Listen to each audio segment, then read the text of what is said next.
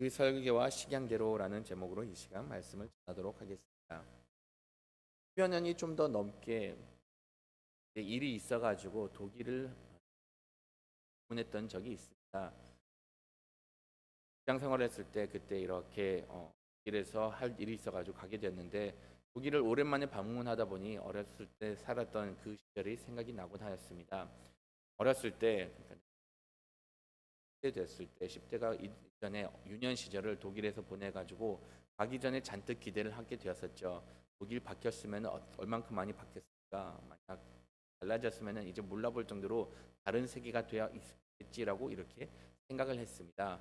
근데 막상 독일을 방문하다 보니까는 어렸을 때 생활했던 것과 그다음에 뭐한 2년 지난 그 시점에서 독일을 다시 방문하니까는 그렇게 크게 변한 것을 보지를 못하였습니다. 어떠한 부분에서 변하지를 않았는가라고 보면은 거기 도심 내에 있었던 건물들이 그렇게 크게 변하지 않았던 것이었죠. 도심 내에 있었던 건물들은 제가 느끼기로는 한 전쟁 이후에 지은 건물들 같았고 대개 색깔도 없고 허름해 보였고 무엇보다도 그냥 5층 건물인데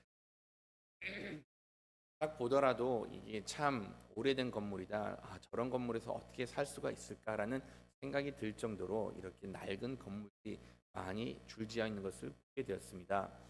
이렇게 일을 다 마치고 나서 그런 다음에 좀 시간이 있어서 제가 그 지역에 있었던 친구를 이렇게 방문을 하게 되었는데 막상 그의 집 앞에 딱 섰을 때도 그렇게 허름한 건물, 그냥 허름한 건물에 이렇게 생활하고 있었던 겁니다. 외벽도 많이 좀 헐었고 칙칙한 색깔의 그런 좀 낡아 보이는 건물에 생활을 하고 있었던 것이었죠. 그래서 저는 그 건물에 들어가기 전에 한편으로 생각하는 것, 이 친구 지금 길에서 정착을 하고 생활하는데 많이 어렵구나. 정말 이런 건물에서 사는 것을 봤을 때 한편으로는 좀 안쓰럽다라는 생각을 하게 되었습니다. 근데 정작 문을 열고 들어가 보니까는 내부는 외부랑 완전히 다른 공간인 것을 보게 되었습니다. 정말로 문은 여는 순간 하얀색으로 이렇게 딱 칠해져 있었고 건물 내부도 정말로 깔끔했던 것을 보게 되었습니다. 그리고 막상 친구 집에 딱 들어가 보니까는 인테리어도 정말로 잘 되어 있었고 외부랑은 완전히 다르게 너무나도 이렇게 관리도 잘 되어 있었고 층고도 높고 살기 정말로 쾌적한 공간인 것을 보게 되었습니다. 저도 그러면서 생각됐던 것이 와 이런 아파트 정말로 여기서 살만하겠다라는 생각이 들 정도로 정말로 이렇게 살기 쾌적한 공간이 제공된 것을 보게 되었습니다. 여러분들도 아시다시피 뭐 외부와 내부와 다르다는 것 그럴 수가 있다는 것은 압니다. 아무리 외부가 이렇게 허름해 보인다고 하더라도 만약 내부 자체가 깔끔하고 생활하기 쾌적한 공간이다라고 하면은 거기서 생활하는 데는 큰 문제가 없다라는 것이죠. 외적인 요소가 아무리 화려해도 반대로 내부가 지저분하고 내부가 정말로 부실하다라고 하면은 오히려 이런 건물이 살기가 더 힘든 건물이라는 것은 다 짐작을 할 수가 있다는 것입니다. 하나님께서도 거하시는 처소도 이와 별반 다르지 않을 거라 생각을 합니다. 솔로몬이 하나님의 전을 지었을 때 물론 외적으로 봤을 때는 조금 규모가 작다라고 생각을 할 수도 있었지만은 거기에 비해서 정말로 하나님께서 실질적으로 거주하고 있는 처소 내에는 얼만큼 화려하게 신경을 써서 지었는지를 알 수가 있고 무엇보다도 그 내부를 지었을 때는 하나님께서 어떠한 성품에 어떠한 양식대로 무엇을 추구하고 있는가를 다 들여다볼 수가 있게 됩니다. 오늘 말씀을 보시면은 14절 말씀 시작하는 것을 봤을 때 솔로몬이 성전 건축을 마쳤다라고 이렇게 말씀에 기록이 된 것을 볼 수가 있어요. 이 말씀을 보시면은 아직까지 후반 부분에 내부를 이렇게 지어야 되는 것을 이야기를 하고 있고 딱 보더라도 지금 성전에 대한 이야기를 계속하는데 갑자기 뜬금없이 14절에 아니면 그 앞에서도 좀 이런 뉘앙스를 풍기는 것이 성전 건축을 마쳤다라는 것을 언급을 하는 것을 보게 됩니다. 왜 성전이 끝나지도 않았는데 성전 건축이 마쳤다라고 이렇게 얘기를 할까? 성전 마지막 절을 보시면은 37절, 38절 정말로 한참 후에 뭐 실질적으로 성전이 다 지을 때까지 7년이라는 시간이 걸렸다라고 이야기를 하고 있고 정말로 아직까지는 딱 보더라도 내용상을 보더라도 않았는데 왜 굳이 여기서 4절에서 갑자기 성전 건축이 마쳤다라고 이렇게 언급을 한가라고 생각을 할 수가 있습니다. 하나님께서 이렇게 실수로 이 구절을 집어넣은 것이 아닌가라고 생각을 하는데, 하나님께서 이렇게 성전 건축이 마쳤다라고 하는 것은 거기에 합당한 뜻이 있다라는 것이죠. 하나님께서 이 성전 건축이 마쳤다라고 하면은 많은 사람들이 봤을 때, 이제는 외적인 요소들은 다 만들었구나. 건물 구조는 다 세웠고, 그다음에 그 기둥들은 다 세워가지고 이제 외적인 공사는 다 끝났구나. 외벽은 다 끝났구나라고 이렇게 추측을 하는 사람들이 많이 있었습니다. 실질적으로 하나님께서 보셨을 때 건물 형태를 다 지었기 때문에 이제는 내가 거할 처소가 뼈대를 갖추고 이 성소가 지어졌기 때문에 여기에 대해서 하나님께서는 이렇게 성전 건축이 마쳤다라고 이야기를 한 것을 볼 수가 있습니다. 그럼에도 불구하고 여전히 내부는 공사되었지만은 그래도 최소한 이 건물 형태는 지었으니 이 부분에 대해서는 마쳤다라고 이렇게 말씀을 하신 겁니다. 이것이 하나님께서 그의 처소를 바라보는 시점이 아닌가, 관점이 아닌가라고 생각을 합니다. 또한 하나님께서 우리를 바라보는 시각이 바로 이러하지 않는가라고 생각을 하게 됩니다. 이 성전이라는 것을 우리가 살펴보면은 하나님께서 거하시는 처소입니다. 그러면 이것은 오늘날에는 솔직히 교회다라고 이렇게 생각을 할 수가 있지만은 또한 동시에 우리가 하나님의 전이기 때문에 하나님께서 우리를 바라보는 시각이 될 수가 있다라는 것을 짐작을 합니다. 우리는 예수님께서 이 땅에 오신 이후로 한 사람 한 사람이 하나님의 전이 되었고, 우리가 그리스도를 믿는다라고 고백하는 순간 성령님께서 우리 안에 거하고 계시기 때문에 우리 역시 마찬가지로 하나님의 처소가 된다는 것이죠. 그러면 여기서 우리가 생각을 할 수가 있는 것은 하나님께서 우리를 보셨을 때 정말로 이 건축이 여기서 마쳤다, 성전 건축하기를 마쳤다라고 이렇게 얘기하듯이 하나님께서 우리를 보셨을 때 그래, 이 건축이 마쳐졌다라고 이렇게 보시는 겁니다. 어떠한 시점에서 이것을 보실까요? 우리가 믿는다라고 하는 순간 구원을 받았습니다. 우리가 믿는다라고 하는 순간 하나님께서는 우리를 하나님의 자녀 삼아 주셨고, 우리가 믿는다라고 고백하는 순간 우리는 성령님의 거처가 되는 것이고 하나님의 거처가 된다는 것이죠. 물론 이렇게 하나님의 거처가 된다고 하지만, 하나님께서 여기서 건축을 마쳤다고 하지만은 여전히 내부 공사가 필요한 것은 또한 부인을 할 수가 없습니다. 우리가 믿는다라고 하지만 여전히 우리 내면에는 옛 죄악된 습성이 있는 것이고, 아직까지는 하나님의 온전한 자녀로 세워지지 못하였기 때문에 우리가 내부 공사는 여전히 필요하다는 것은 알려주고 있고, 우리가 여전히 마찬가지로 하나님의 온전한 자녀로 성장하기 위해서는 우리의 마음과 우리의 생각과 우리의 행동이 여전히 수정되어야 되고 교정되어야 되는 것이고, 아직까지 건설이 필요한 부분이 있다라고 이렇게 이야기를 해주고 있습니다. 여러분들도 아시다시피 믿는다라고 고백한다고 해서 그냥 그리스도인은 물론 우리가 하나님을 뵙는 그날까지 완전해질 수는 없지만은, 그럼에도 불구하고 우리가 이것을 인식을 못하다 보면은 내가 이 정도면 충분하지라고 생각하는 순간 내부는 여전히 약이 가득 차 있을 수도 있고, 아직까지는 하나님께서 원하시는 그리스도인, 나중에는 그리스도인으로서 성장하지 못할 수도 있다는 것은 분명히 명심을 해야 합니다. 하나님께서는 이렇게 겉모습은 했지만 여전히 내부 공사가 필요하다라고 하셨습니다. 하나님께서는 이 내부 공사가 필요한 부분을 말씀해 주셨는데, 이 내부 공사를 치러진 것을 보면은 하나님께서 겉은 있고 그다음에 내부에 하나님의 처소가 있다라고 가르쳐 주고 있습니다. 내부 성소, 우리가 잘 아는 지성소를 두고 이렇게 이야기를 합니다. 이 지성소는 하나님의 임재가 거하시는 곳이고 하나님의 임재가 거하는 그런 상징적인 곳입니다. 이 성소를 지을 때 하나님께서 또한 어떻게 지으라고 말씀해 주셨고, 그 규정대로 솔로몬은 지은 것을 볼 수가 있어요. 근데 이 내부를 보면은 우선은 그 방 크기가 매우 흥미롭습니다.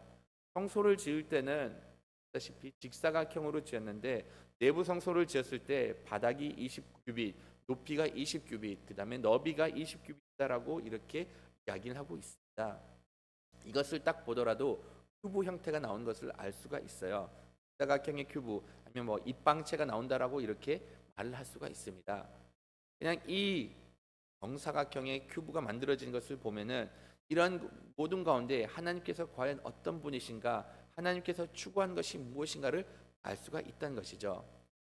모진대가 없이 그냥 정사각형을 이렇게 이루면서 하나님께서 하나님의 거룩하심을 이렇게 상징한다라고 많은 사람들이 보고 있습니다.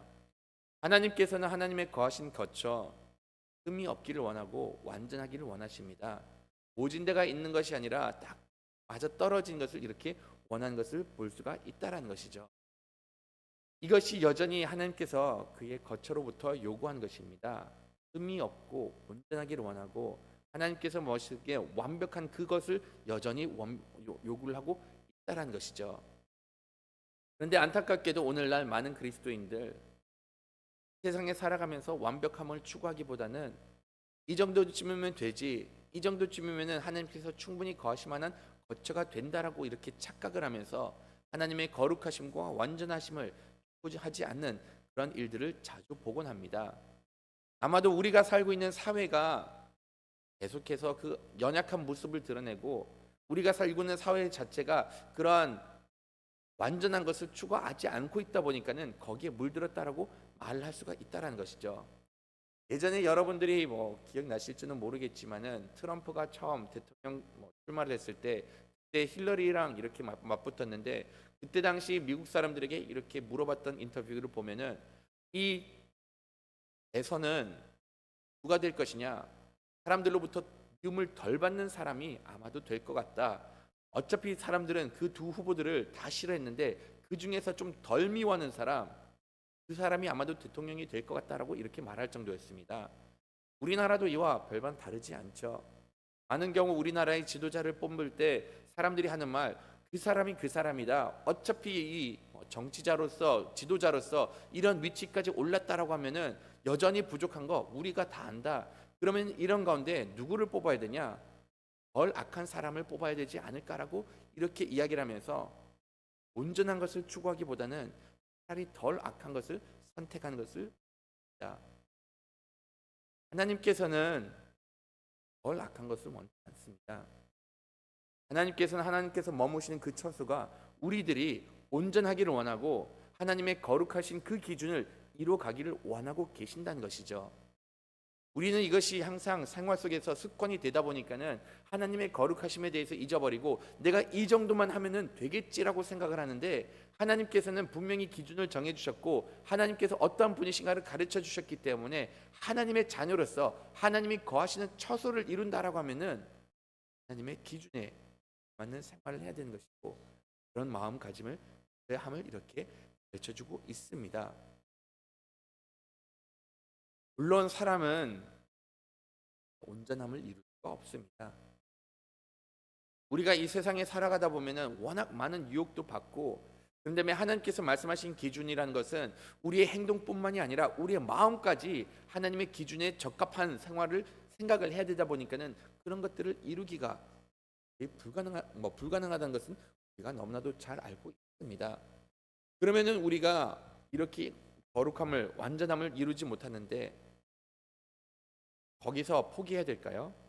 말씀을 보시면은 21절 말씀을 보시면은 솔로몬이 그 내부를 만들었을 때 외소 안에 정금으로 외소 안을 입혔다라고 이렇게 이야기를 해주고 있습니다. 비록 화려하지 않는 가재를 쓰고 그런 다음에 어떻게 보면 목재를 쓰고 그런 모든 가운데 흠이 있어 보이는 그런 귀한 것은 아니었지만은 이 모든 공사가 끝났을 때 내부를 이렇게 금으로 칠하면서 화려함을 더입힌 것을 볼 수가 있습니다. 우리의 삶도 이와 마찬가지입니다. 우리가 온전한 거룩을 이루고 완전함을 이룬다는 것 이것은 가능하지 않지만은 하나님께서 우리에게 은혜를 허락을 해주셔가지고 우리의 허물들 그리스도의 보혈로 덮어주셨고 이제는 우리가 의롭다라는 하나님의 백성으로서 하나님 앞에 나갈 수가 있다는 것이죠. 죄 용서함을 받았고 비록 우리의 능력으로서는 하나님의 말씀을 온전히 순종하지 못하지만은 하나님께서 성령 하나님을 우리 가운데 보내주셔서 우리의 마음을 채워주시고 성령 충만한 삶을 살아가는 가운데 하나님께서 원하시는 그 온전함을 이루어나갈 수가 있음을 가르쳐주고 있습니다. 우리의 삶, 우리의 온전함 하나님께서 이루어주신 것이고 하나님께서 인도해 주신 대로 따라갔을 때는 하나님께서는 이렇게 원하시는 온전함을 이룰 수가 있음을 가르쳐주고 있다는 것이죠. 비록 이것은 쉽지가 않지만은 우리가 하나님께서 요구하신 바대로 온전함을 이루고 성령 충만한 삶을 살면은 우리가 누리는 은혜 정말로 큼을 또한 말씀 가운데서 가르쳐주고 있습니다. 다 같이 29절 말씀 한번 좀 먼저 읽어보도록 하겠습니다.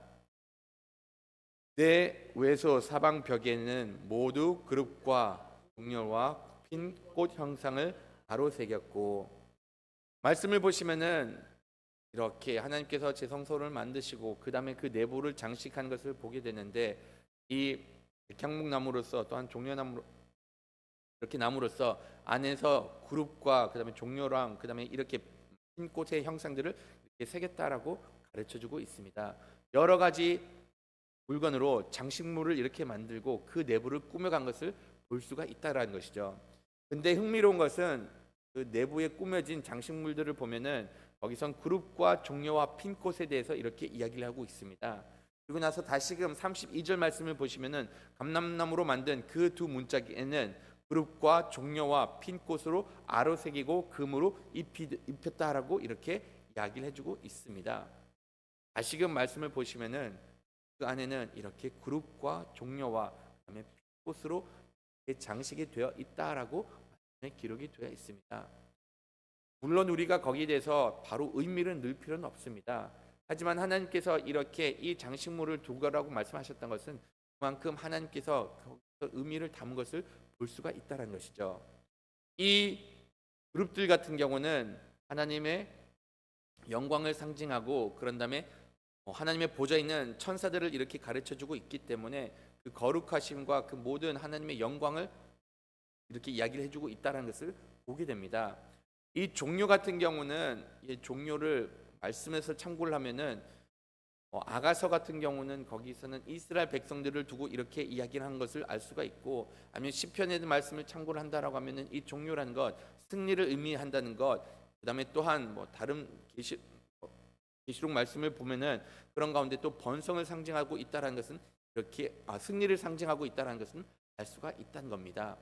이 종료 달리 말해서는 이스라엘 백성 하나님께서 그들과 함께 하신다는 것을 알려주고, 그다음에 이들에게 승리와 번성을 가르쳐 준다는 것을 의미하고 있다는 것을 가르쳐 주고 있다는 것이죠. 거기서는 핀꽃 같은 경우는 생명을 두고 이렇게 이야기를 하면서 하나님은 가운데 거하고 있을 때 이런 모든 은혜가 임한다라는 것을 가르쳐 줍니다.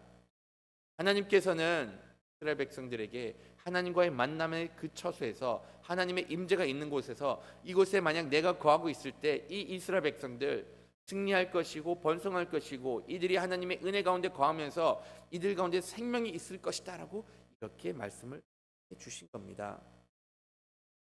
믿는 사람으로서 이 세상에 살아갈 때 더 이상 다른 것을 추구할 필요가 없다라고 이렇게 말씀을 하신 것이죠. 이스라엘 백성들이 솔로몬의 통치하는 가운데서 그들의 삶이 솔로몬이 능력이 탁월해서 모든 은혜를 누리고 모든 부를 누리게 된 것은 아닙니다.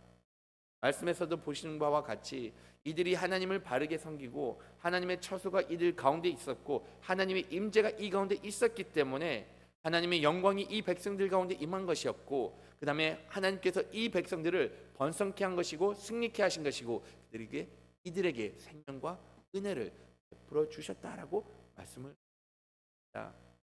이 진리는 지금도 달라지지 않습니다. 우리가 하나님의 처소를 하나님께서 거하고 싶으신 그런 곳으로 만들어 계시면은 이런 가운데 우리는 하나님의 은혜를 누릴 수가 있고, 이런 가운데 하나님의 생명력을 누릴 수가 있음을 세상에 살아가면서 온전한 마음밭을 이루고 하나님의 거룩을 이루는 것을 쉽지는 않지만은 우리가 하나님의 백성이기 때문에 하나님께서 머무시는 그런 처소의 사람이 되기를 간절히 바라겠습니다. 다 같이 매일 성경 첫 번째 단락 읽고 마치도록 하겠습니다. 우리의 모습과 삶으로 하나님을 드러내야 합니다. 하나님은 보이지 않는 분이시기에 성전에는 하나님의 형상을 표현할 것이 아무것도 없었습니다. 하지만 성전의 구조와 장식이 하나님이 어떤 분이신지를 나타냈습니다. 정방향의 내소는 하나님의 완전하심, 성소한